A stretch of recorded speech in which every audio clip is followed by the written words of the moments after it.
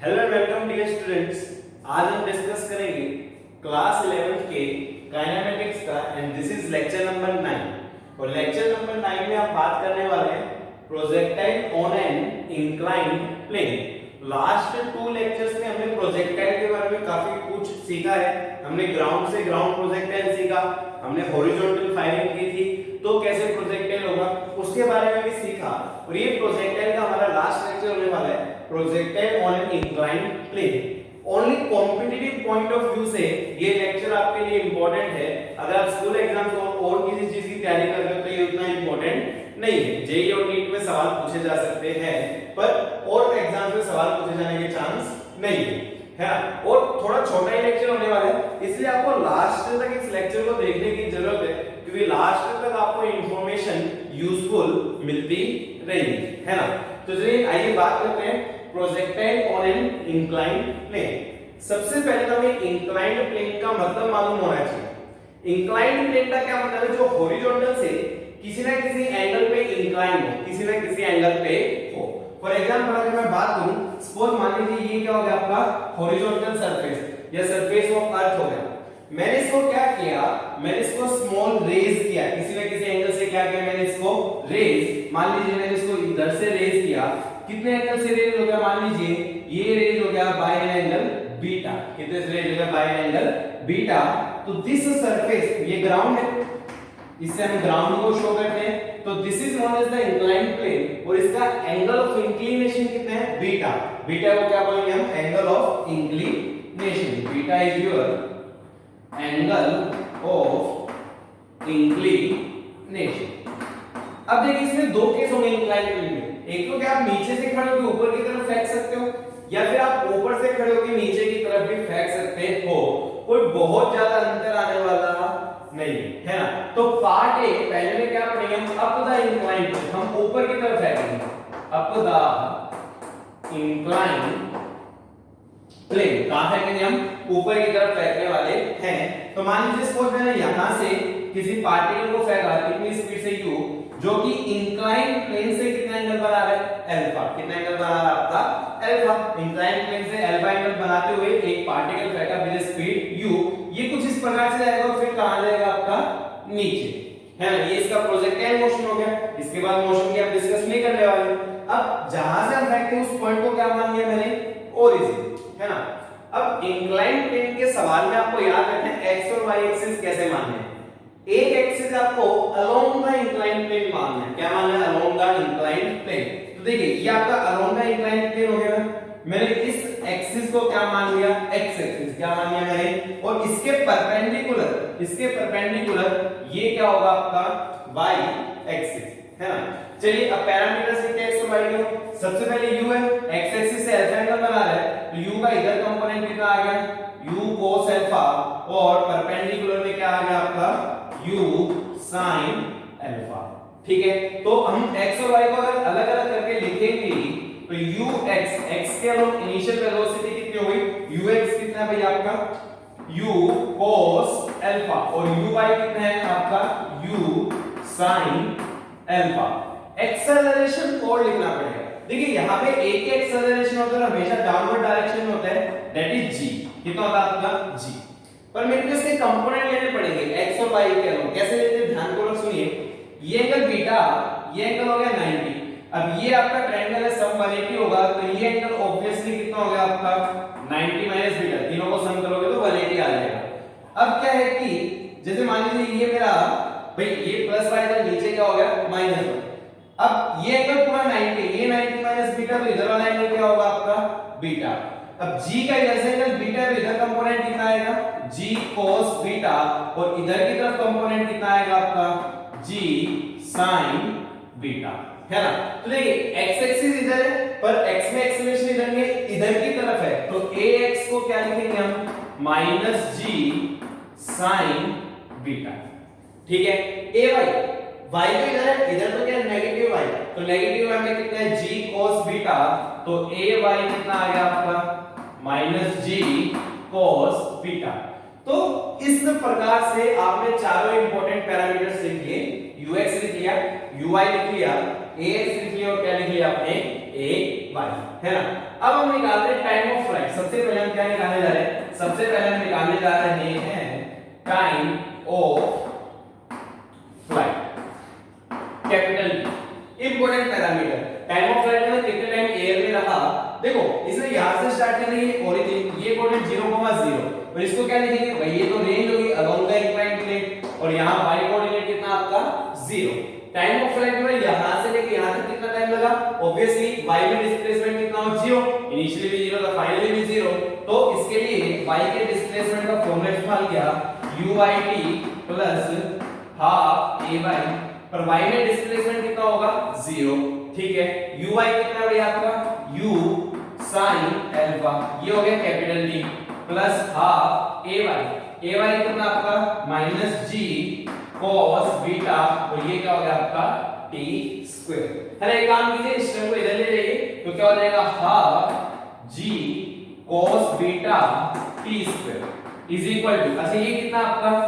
u sin alpha into t। ठीक है, solve कर लेते हैं। एक t से t क्या हो गया? कैंसिल, तो t कितना आ जाएगा? 2 को इधर ले जाइए, 2u sin alpha by g cos beta, कितना आ जाएगा? 2u sin alpha by g cos beta. तो this is the time of flight अगर आपका प्रोजेक्टाइल हो रहा है ऑन एन इंक्लाइंड प्लेन। इस प्रकार से आप इसको सोल्व भी कर सकते हो। जो नेक्स्ट चीज मेरे को निकालनी है that is the range along the inclined plane. Along the inclined plane कितना है? ये r रेंज निकालनी है ना। उससे पहले डियर स्टूडेंट्स अपने वीडियो को पॉज कीजिए एंड नोट दिस डाउन। चलिए मैं इरेज कर देता हूं।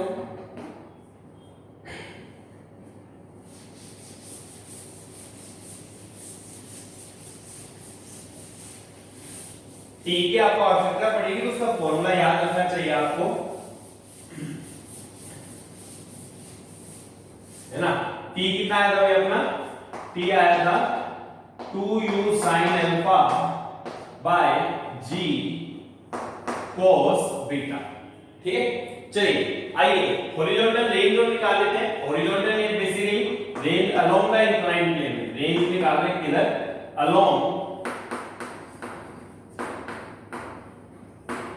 Inclined plane.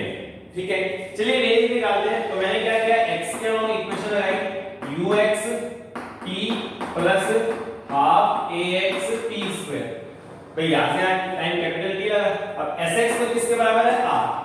ux कितना था भाई आपका? u cos अल्फा, तो ये हो गया u cos alpha. Time of flight हमने निकाल लिया था, कितना है? 2u sin alpha by g cos beta. ठीक है भाई, और देखो प्लस हाफ ax कितना था? x ऊपर है ये नीचे था, तो माइनस g sin बीटा, तो ये आपका माइनस g sin बीटा। और टाइम ऑफ फ्लाइट का स्क्वायर मतलब 2u sin alpha by g cos beta का स्क्वायर। अब हमें इसको सोल्व करना होगा, तो देखिए कर लेते हैं। ये कितना है? देखिए 2u square sin alpha cos alpha by g cos beta. ठीक है, यहां माइनस आएगा एक, तो देखिए ये g स्क्वायर आएगा नीचे, ये g, तो नीचे तो g स्क्वायर g बच गया। ऊपर की तरफ 2 का स्क्वायर 4 आएगा, और 2 से कटने के बाद बचेगा 2u square sin square alpha sin beta by g cos beta. Sorry cos beta नहीं, cos स्क्वायर बीटा, है ना। सिंपली सोल्व कर, 2 का स्क्वायर 4, ये कैंसिल करने पे ऊपर 2 बचेगा, यानी नीचे g स्क्वायर, ये g कैंसिल होने पे कितना बचेगा आपका? g, है ना। इतना हो गया। चलिए बहुत बढ़िया। अब एक काम कीजिए, एलसीएम ले लेते हैं सबसे पहले। तो एलसीएम ऑब्वियसली क्या आएगा आपका? g cos square beta. अच्छा g cos स्क्वायर बीटा, तो यहां कितना हो जाएगा आपका? 2u square sin alpha cos alpha cos beta, और यहां कितना है भाई आपका? Minus 2u square sin square alpha sin beta. देखो आपको डेरिवेशन चाहे कॉम्प्लिकेटेड लग सकता है, बट लास्ट में जो रिजल्ट आने वाला है that is going to be very very easy. मैं इधर लिख देता हूं, है ना, या फिर ऊपर लिख लेते हैं। देखिए अब देखिए r कितना है, यहां से कुछ ना कुछ हम कॉमन ले पाएंगे। कॉमन क्या है? 2u स्क्वायर कॉमन है और sin अल्फा कॉमन है। ठीक है, तो हमने कॉमन लिया 2u स्क्वायर sin अल्फा, है ना। 2u स्क्वायर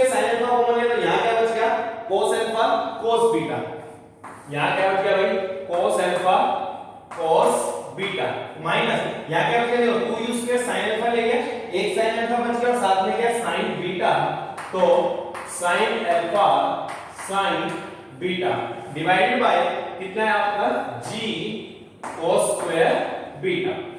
अब देखिए होता है दिस इज द फॉर्मूला, एक एक्सप्रेशन होता है cos alpha cos beta minus sin alpha sin beta, कितना होगा आपका 2u स्क्वायर sin अल्फा, इसका फॉर्मूला होता है, फॉर्मूला क्या आपका cos अल्फा प्लस बीटा, क्या फॉर्मूला होगा आपका cos alpha plus beta, cos alpha plus beta क्या होता है cos alpha cos beta minus sin alpha sin beta divided bye g cos square beta. तो this is the expression for range. तो ये आपको एक्सप्रेशन चाहे याद ना रहे बट आपको निकालना आना चाहिए। मैं नहीं कहता कि एक्सप्रेशन याद होना चाहिए, कोई खास फायदा भी नहीं है ना, पर आपको सोल्व करना आना चाहिए, ठीक है। तो एक्सप्रेशन क्या है 2u square sin alpha cos alpha plus beta by g cos square beta. आप इसको मैच भी कर सकते हो, है ना। फॉर एग्जांपल मैंने बीटा को 0 बना दिया, 0 बना लिया तो मैंने कहां से प्रोजेक्ट किया, ग्राउंड से, और दोबारा ग्राउंड पे है। बीटा को 0 रखो, पुराने वाला फार्मूला आ जाएगा रेंज का, बीटा को 0 रखो, है ना, 0 रखो तो ऊपर क्या बचेगा 2 sin alpha cos alpha that is the sin 2 alpha, है ना। तो इस प्रकार से आप ये पूरा का पूरा डेरिवेशन कर सकते हैं। आपको डेरिवेशन याद होना जरूरी, आपको प्रोसेस समझ में आना चाहिए। फॉर्मूला याद नहीं करोगे तो भी आपका काम चल जाएगा, उसमें कोई दिक्कत नहीं है। अब एक इंपॉर्टेंट कॉन्सेप्ट और आता है, जब हमने ग्राउंड टू ग्राउंड प्रोजेक्टाइल पढ़ा तो हमने देखा कि हम 45 डिग्री एंगल पे फेंकेंगे तो रेंज क्या होगी, मैक्सिमम। अब आपको अल्फा और बीटा के बीच में रिलेशन बताना है सच दैट कि रेंज क्या हो जाए, मैक्सिमम, है ना। तो यहाँ पे थोड़ा सा आपका ज्यादा डिफरेंशिएशन इन्वॉल्व होगा, तो अभी शायद आपको इतना नहीं सीखा होगा। नीट के बच्चों को मेरा आग्रह है कि वो केवल फॉर्मूला ध्यान रखें, क्योंकि वहां कई बार फॉर्मूला बेस्ड क्वेश्चन भी आ जाता है ना। बाकी मैं आपको डेरिवेशन कराता हूं, कोई इतनी खास बात नहीं है ना। चलिए अपनी वीडियो को पॉज कीजिए and note this down.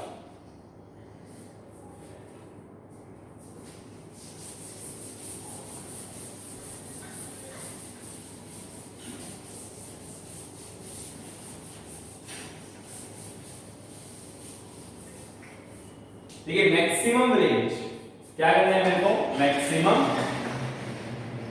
Range. अगर मैं देखूं तो यहां वेरिएबल क्या है मेरा अल्फा, कि मैं कितने एंगल पे प्रोजेक्ट कर रहा हूं, दैट इज द वेरिएबल। और फिजिक्स में मैंने आपको पहले बताया, मैथमेटिक्स फॉर फिजिक्स में बताया था, किसी भी क्वांटिटी को अगर मैक्सिमम या मिनिमम करना हो तो उसका डिफरेंशिएशन क्या करना पड़ता है, 0। मतलब मेरे को dr बाय d अल्फा क्या रखना पड़ेगा, 0। चलिए रखते हैं, कांस्टेंट देखो 2u स्क्वायर कांस्टेंट है, g cos square beta constant है, तो क्या होगा देखो 2u square by g cos square beta, ये कांस्टेंट है, डिफरेंशिएशन करना है sin alpha cos alpha plus beta. देखिए दो फंक्शन का प्रोडक्ट है, दो फंक्शन के प्रोडक्ट को डिफरेंशिएट कैसे करते हैं मैं अगेन याद दिला रहा हूं। सबसे पहले फंक्शन का एज इट इज लिख दीजिए, पहला फंक्शन क्या आपका sin alpha as it is लिख दिया।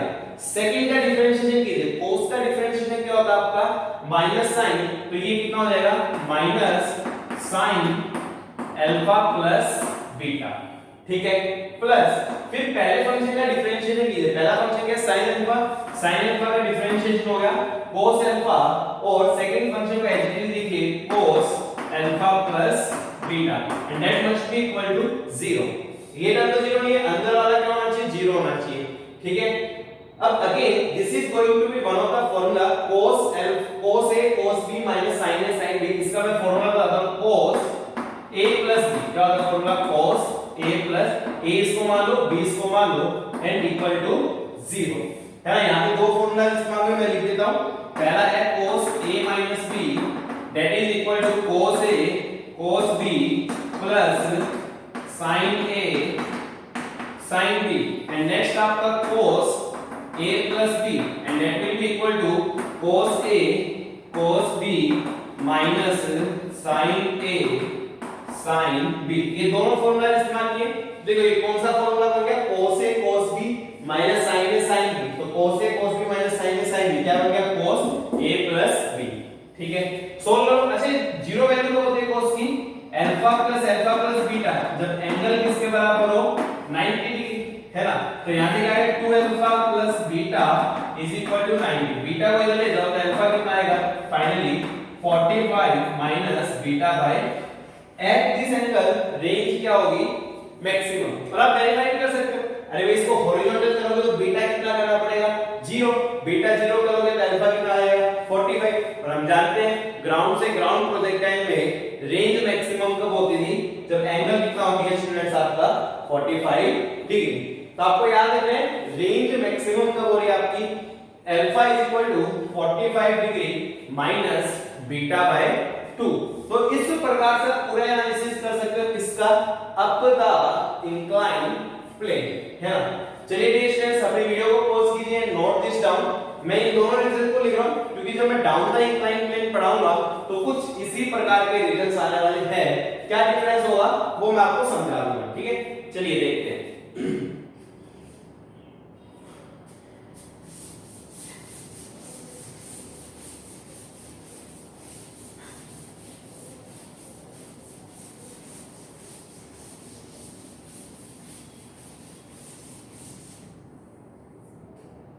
ये हमें चाहिए था एक्सप्रेशन, लिख देते हैं पहले साइड में। r कितना था 2u² sin alpha cos alpha plus beta divided bye g cos square beta. और मैक्सिमम कब थी जब अल्फा कितना हो आपका 45 डिग्री माइनस बीटा बाय 2। जरूरत पड़ेगी इससे लिखने। ये आपकी कहानी थी अप द इंक्लाइन प्लेन है ना। अब हम जब डाउन द इंक्लाइन प्लेन जाए, कैसे जाए डाउन द इंक्लाइन प्लेन, तो listen to me carefully dear students. Down the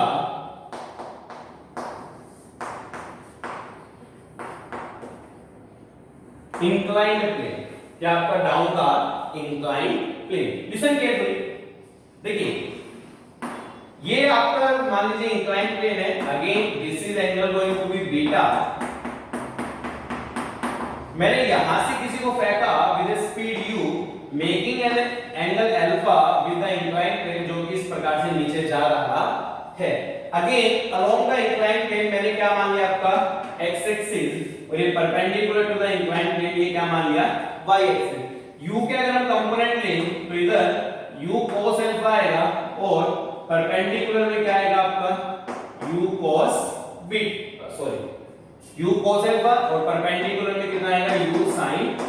जहां से एंगल गिवन उधर cos और परपेंडिकुलर में sin। तो यहां पे देखो पहले जैसा ही था कुछ, तो पहले भी आपका ux कितना था भैया आपका, पहले भी था आपका ux u cos अल्फा और uy कितना था आपका u sin अल्फा। अब एक्सेलरेशन की ओर बात कर ले तो वही तरीका देखो, हमेशा कहां होता है नीचे g, ये बीटा ये 90, तो ये कितना हो गया आपका 90 माइनस बीटा। तो ये मैंने बना दिया, देखो ऊपर y एक्सिस है, ये नेगेटिव y। अब ये एंगल 90 है तो 90 माइनस बीटा ये कितना हो गया बीटा। g का इधर कंपोनेंट g cos बीटा और इधर कंपोनेंट कितना हो गया आपका g sin बीटा है ना। तो अगर मैं बात करूं x के अलोंग एक्सेलरेशन की तो कितना हो जाएगा, देखिए x के अलोंग कितना g sin बीटा और पॉजिटिव x के अलोंग ही है, तो डिफरेंस यही आया।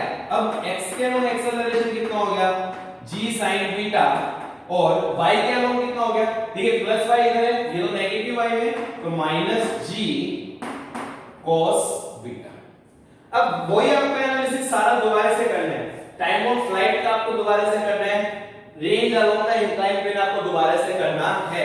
मैं पूरे डेरिवेशन में नहीं जा रहा हूं, मैं आपको बता दे रहा हूं क्या चेंज करना है सच दैट आपके रिजल्ट्स वो आ जाए। देखिए यार पहले जब हम अप द इंक्लाइन प्लेन पढ़ रहे थे तो हमारा डाटा क्या था, ux था u cos अल्फा और uy क्या था आपका u sin अल्फा। अच्छा ax कितना था आपका माइनस g sin बीटा और ay कितना था माइनस g cos बीटा, है ना। फर्क कितना है वो बता देता हूं मैं आपको।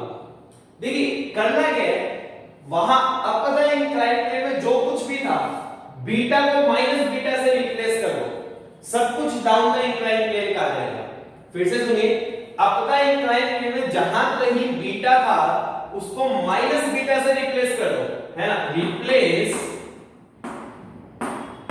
बीटा बाय माइनस बीटा और सब कुछ क्या रहेगा सेम। देखिए बीटा को माइनस बीटा से रिप्लेस करेंगे तो ये एज इट इज रहा u cos अल्फा, यहां भी कितना है u cos अल्फा, ये भी एज इट इज रहा u sin अल्फा, यहां भी कितना है u sin अल्फा। बीटा को माइनस बीटा से रिप्लेस कर दो, ये कितना होगा माइनस जी साइन। बीटा को किससे रिप्लेस किया, माइनस बीटा। और एक फॉर्मूला था साइन माइनस, साइन के एंगल में माइनस आए तो आप माइनस को बाहर ले सकते हो। कितना आ गया आपका जी साइन बीटा, और यहां भी कितना आपका जी साइन बीटा। सिमिलरली इसमें देखो माइनस जी कोस माइनस बीटा। अब कोस में क्या होता है, कोस में एंगल में माइनस है, कोई फर्क नहीं पड़ता, आप उसको हटा के भी लिख सकते हो। ट्रिग्नोमेट्री के रूल्स है जो डिटेल में आप आगे पढ़ने वाले हो, तो मैथमेटिक्स और फिजिक्स की मेरी वीडियोस में भी देख सकते हो। तो कितना है माइनस जी कोस बीटा, और यहां भी कितना था माइनस जी कोस बीटा। तो अप द इंक्लाइंड प्लेन के सारे formula down the inclined plane में वैलिड है, बट याद रखना बीटा को किससे रिप्लेस करना पड़ेगा, माइनस बीटा। तो रेंज का फॉर्मूला देखो क्या बन जाएगा आपका, रेंज का formula 2u² sin alpha cos alpha minus beta divided by, देखो cos पे माइनस बीटा से कोई फर्क पड़ता नहीं है, cos में माइनस बीटा किसके बराबर होता है, cos बीटा। तो ये कितना हो जाएगा g cos² बीटा। और मैक्सिमम रेंज का फॉर्मूला क्या होगा, alpha is equal to 45 degree plus beta by 2, क्योंकि बीटा को किससे रिप्लेस करना है, माइनस बीटा। मैंने यहाँ पे डेरिवेशन स्किप कर दिए, आप पूरा प्रोसेस अपना सकते हो। वही ये ओरिजिन मान लो 0,0, ये क्या होगा r,0। पहले आप सेकंड इक्वेशन लगाएंगे y में, तो टाइम ऑफ फ्लाइट आएगा, फिर सेकंड इक्वेशन x में लगाएंगे तो क्या आने वाली आपकी रेंज। इस प्रकार से आप पूरे को सॉल्व कर सकते हो। ओके डियर स्टूडेंट्स, वीडियो को पॉज कीजिए एंड नोट दिस डाउन।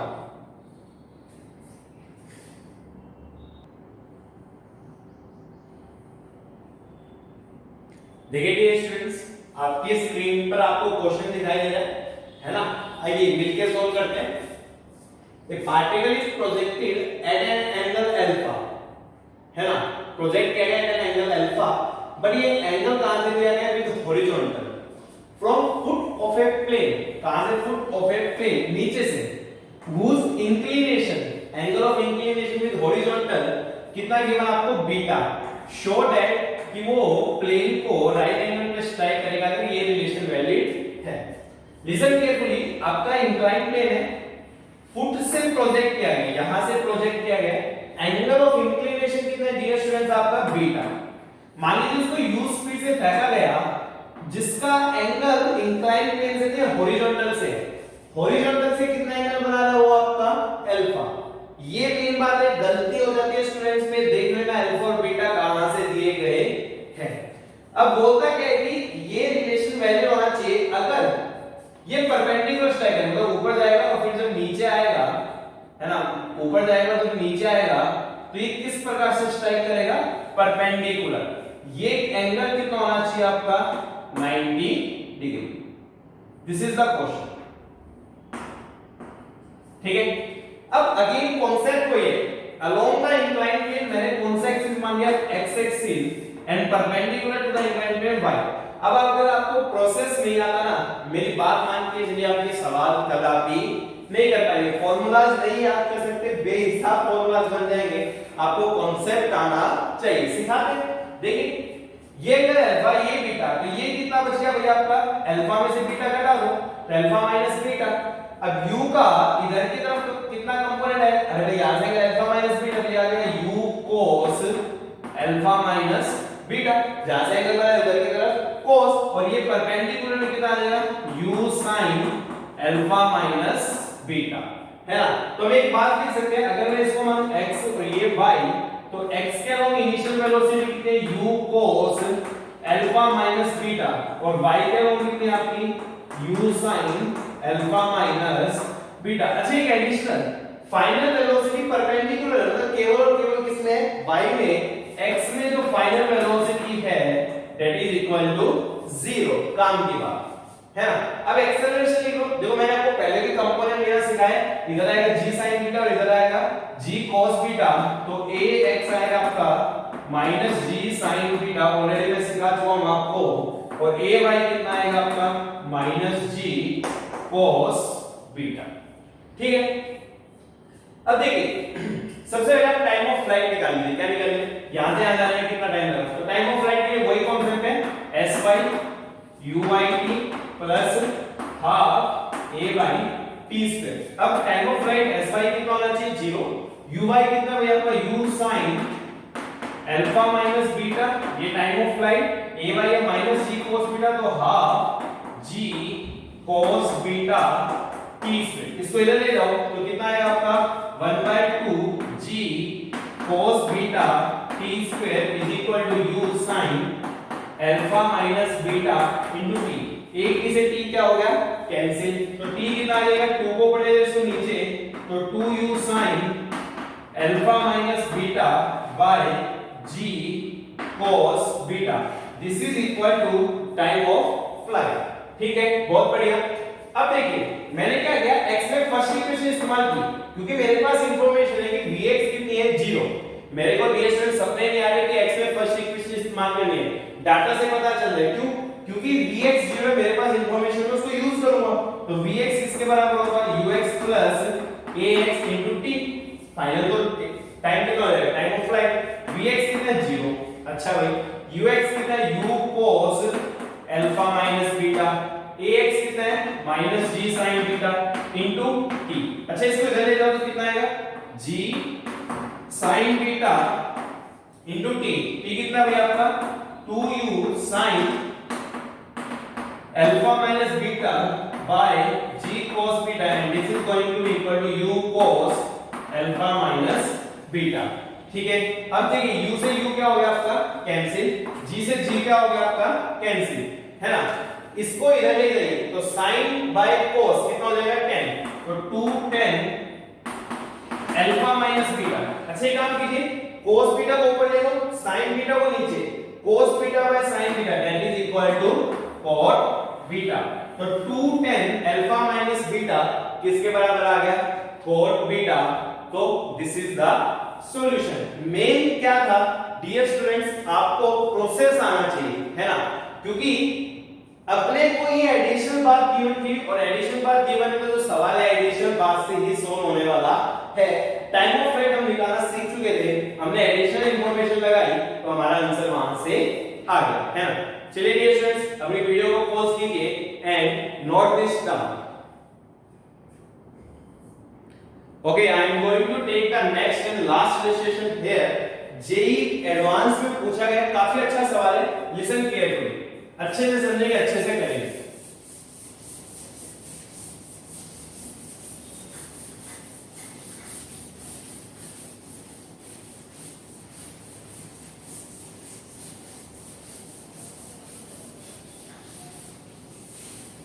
देखिए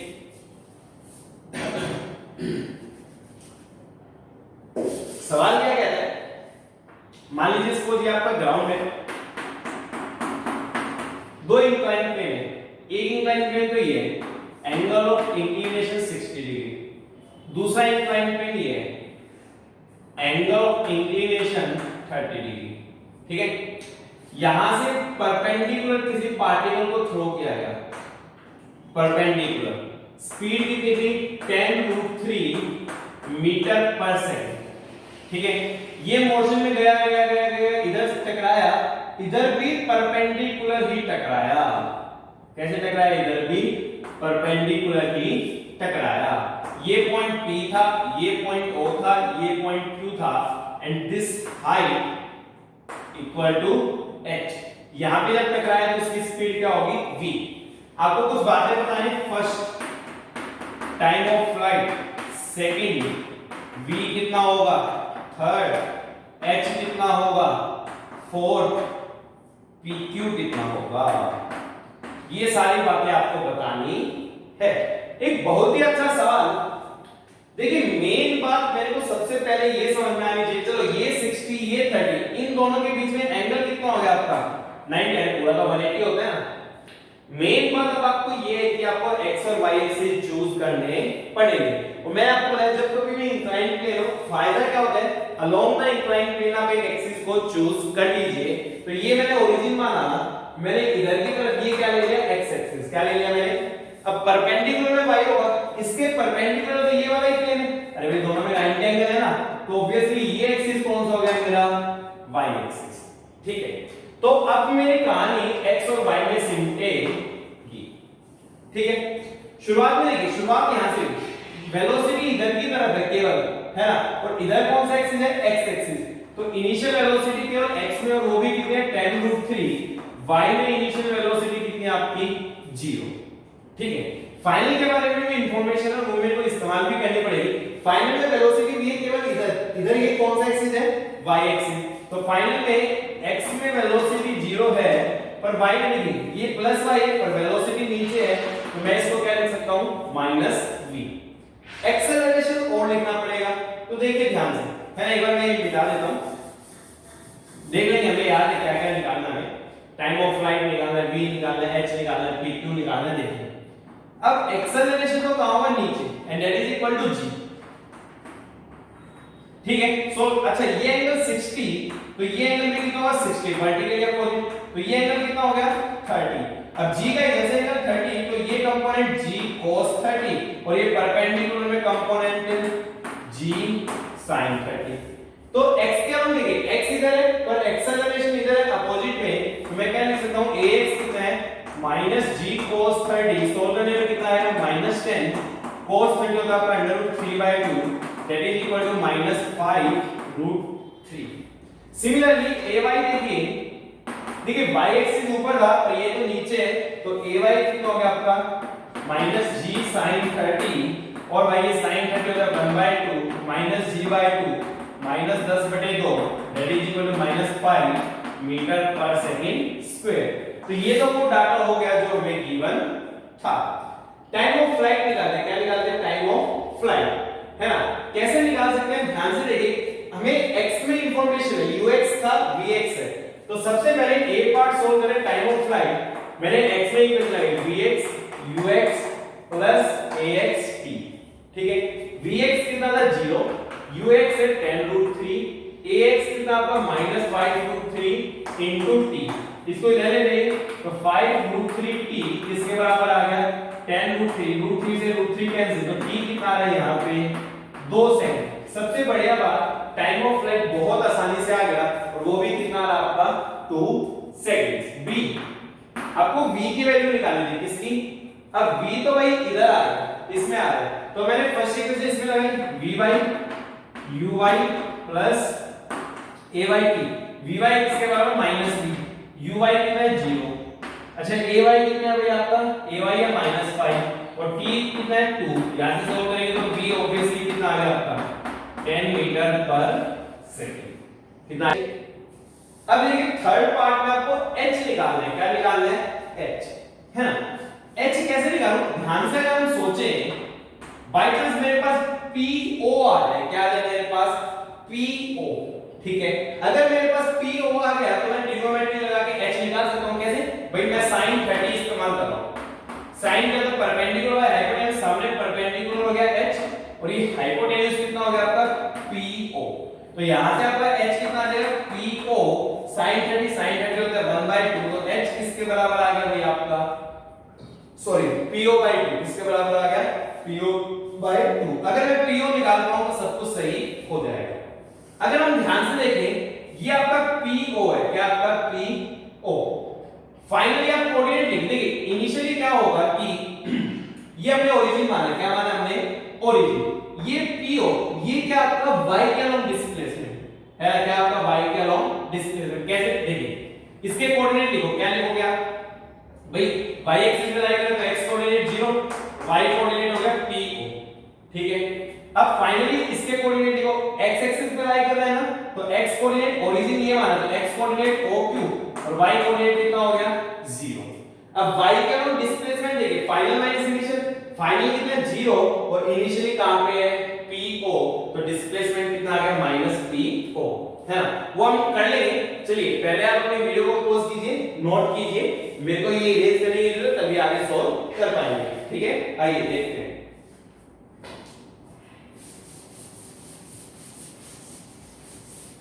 हाँ यार बहुत बढ़िया, शानदार। सी पार्ट PO निकालना है, मैंने क्या इस्तेमाल किया SY UYT plus half AY। अब SY को क्या लिखूंगा, फाइनल माइनस इनिशियल, फाइनल तो कितना है भाई 0 माइनस इनिशियल कितना है भाई आपका, इनिशियल है PO, ठीक है। uy 0 तो ये टर्म 0, बहुत बढ़िया। हाफ ay कितना आपका -5 and t square, time of flight था 2 का स्क्वायर हो गया 4, ठीक है। ये minus po is equal to 20, ये हो गया -10, इसका मतलब po कितना हो गया भैया आपका 10 मीटर। अब po 10 मीटर आ गया तो h कितना आएगा 10/2 यानी कि 5, यानी कि यहां से h कितना आ रहा है डियर स्टूडेंट्स आपका 5 मीटर, ठीक है। अब एक लास्ट चीज रह गई, pq निकालना है। अगर हम बहुत ध्यान से देखें तो ये राइट एंगल ट्रायंगल है, अरे 90 है, 90 के सामने क्या हो गया हाइपोटेन्यूज, ये परपेंडिकुलर मान लो, ये बेस मान लो, परपेंडिकुलर PO आ गया, बेस निकालना OQ, क्या निकालना है मेरे को OQ, ठीक है। अब मेरा टारगेट है सबसे पहले OQ निकालना, इसके लिए मैंने x की इक्वेशन लगा दी, ठीक है ना। x में displacement final minus initial, finally कितना आपका OQ माइनस इनिशियली कितना था आपका 0, बहुत बढ़िया।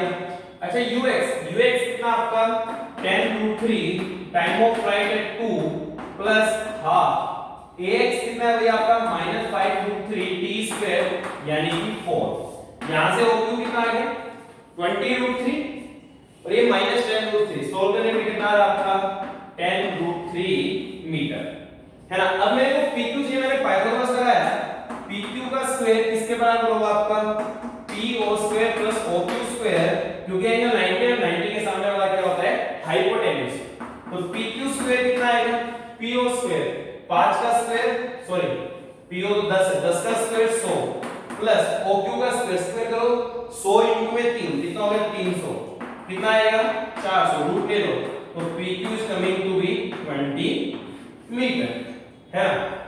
एक वेरी गुड क्वेश्चन इन इस कैटेगरी, एक बहुत ही अलग टाइप का क्वेश्चन, सब्जेक्टिव प्रॉब्लम थी आईआईटी की, जो आज से 20 साल पहले आती थी 10 मार्क्स में, कितने मार्क्स में था 10 मार्क्स में। अब आप सोचोगे सर सब्जेक्टिव प्रॉब्लम्स करने का फायदा है या नहीं, तो डियर स्टूडेंट्स मैं एक बात बता देता हूं, आजकल हो क्या है आईआईटी में जो पहले सब्जेक्टिव प्रॉब्लम्स आ चुके हैं उनको ऑब्जेक्टिव में कन्वर्ट कर रहे हैं। अरे यार मेरे लिए ऑब्जेक्टिव में कन्वर्ट करना मुश्किल है क्या, पैसेज बेस्ड क्वेश्चन बना दूंगा, क्या बना दूंगा इसको पैसेज बेस्ड क्वेश्चन, पैसेज में डिटेल पहला पार्ट है ना, बताओ टाइम ऑफ फ्लाइट कितना होगा, 4 option 1 second 2 second 3 second 4 second, answer कितना 2 सेकंड। पैसेज का सेकंड क्वेश्चन बताओ v की वैल्यू कितनी होगी, और ऑप्शंस दे दूंगा a b c d कुछ भी। पैसेज का तीसरा क्वेश्चन h कितना होगा, कुछ भी ऑप्शन दिया जा सकता है। पैसेज का चौथा क्वेश्चन pq कितना होगा, कुछ भी ऑप्शन दिए जा सकते हैं। तो आजकल हो ऐसा भी है कि जो आईआईटी में सब्जेक्टिव प्रॉब्लम्स आ गए उनको हम ऑब्जेक्टिव में कन्वर्ट कर रहे हैं, और ऑब्जेक्टिव में कन्वर्ट करना that is very very easy. तो आपको अगर कोई आईआईटी जेईई की प्रिपरेशन कर रहे हैं तो उसको आईआईटी के बहुत पुराने आए हुए सब्जेक्ट के सवाल भी करने चाहिए, है ना। With this we are going to finish this lecture, और यहाँ पे हमारा प्रोजेक्टाइल मोशन भी खत्म होता है। नेक्स्ट लेक्चर से हम रिलेटिव मोशन के बारे में स्टडी करेंगे, जो कि काइनेमेटिक्स का आखिरी टॉपिक है, that is the relative motion. Till then पढ़ते रहिए, अपने घरों में रहिए, stay home stay safe. Thank you dear students.